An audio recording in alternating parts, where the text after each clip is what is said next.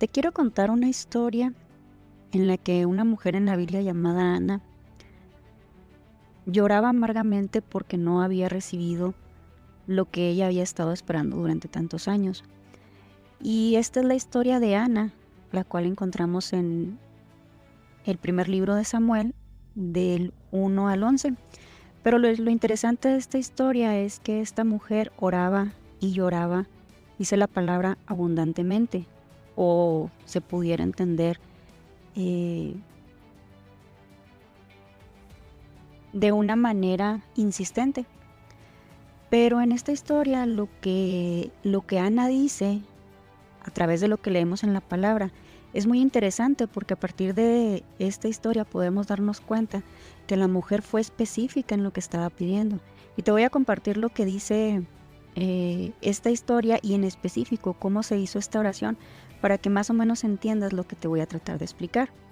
Dice la palabra del Señor en primera de Samuel del 1 al 11, dice: E hizo voto diciendo: Jehová de los ejércitos, si te dignares mirar a la aflicción de tu sierva, y te acordares de mí, y no te olvidares de tu sierva, sino que dieres a tu sierva un hijo varón, yo lo dedicaré a Jehová todos los días de su vida, y no pasará navaja sobre su cabeza.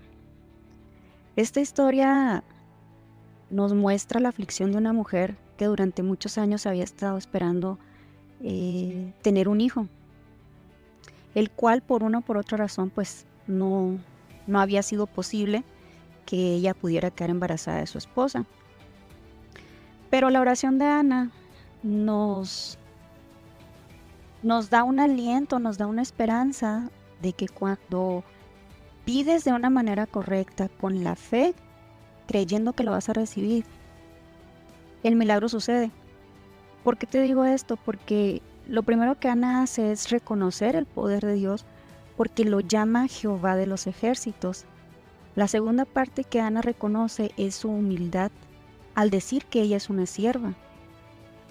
Y es aquí donde entendemos que a veces vamos a tener que entender que no somos dignos ni siquiera de elevar una oración, pero cuando reconocemos con humildad en el corazón es cuando podemos venir y decirle al Padre, a nuestro Dios, que aún las cosas que no entendemos por qué nos están pasando, confiamos y queremos creer que es para nuestro bien.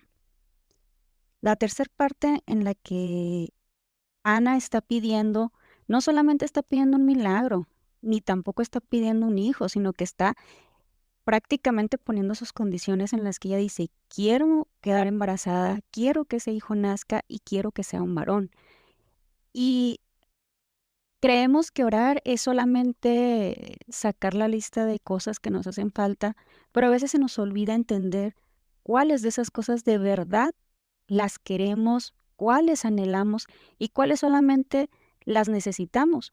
Ana sabía que quizás toda la otra parte de su vida ya estaba cubierta, es decir, estaba en un matrimonio, no le hacía falta nada económicamente, tenía el amor y el cariño de su esposo, que en esta historia pues era Elcana. Pero a Ana le faltaba un hijo. Entonces ella fue específica a la hora de hacer su oración a Dios. Y es así como tú tienes que ser, tener, primero que nada, entender qué es lo que quieres que Dios haga en tu vida, reconocer la posición en la que estás delante de Dios.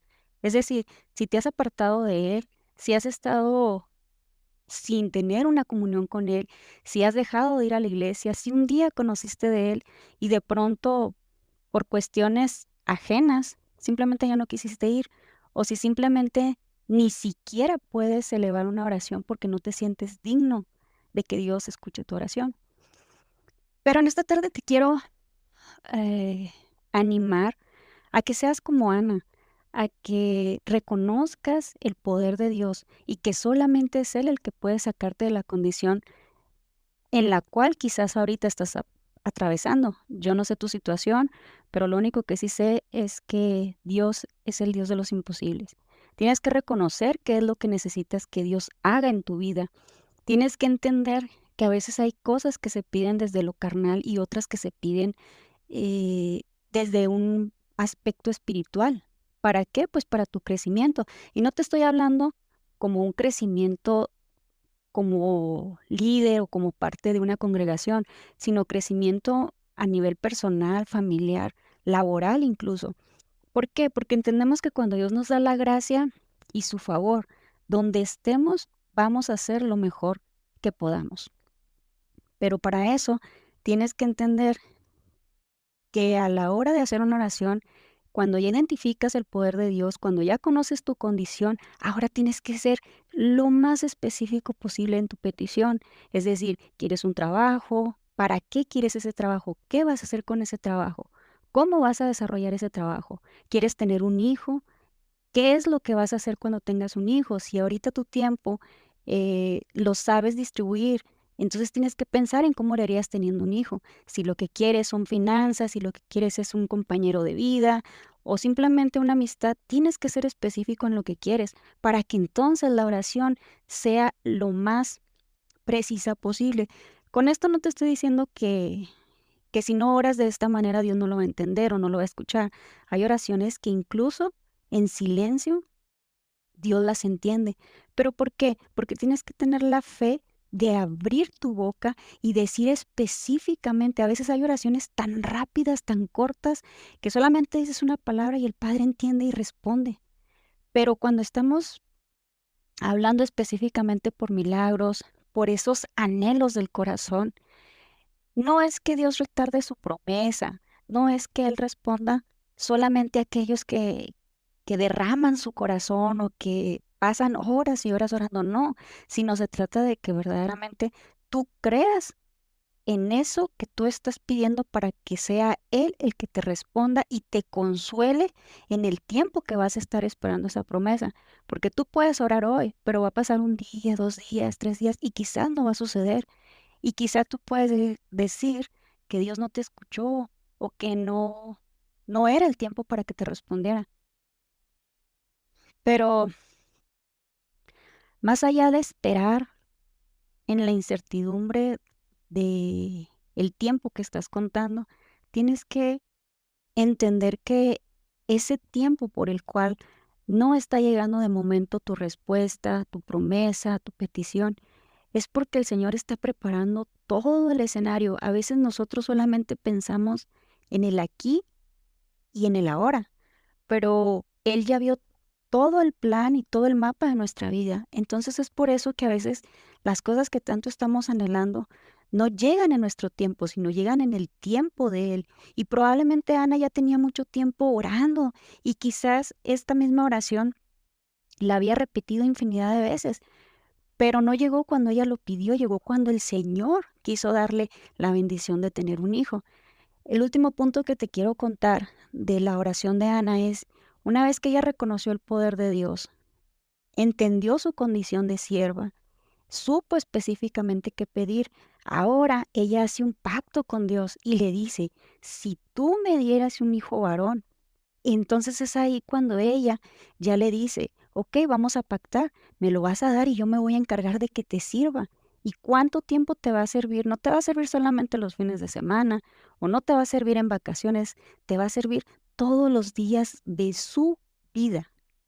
Esto quiere decir que Ana entendía perfectamente que al recibir una promesa o un milagro de Dios, ella iba a tener que responder. Y entonces te quiero dejar con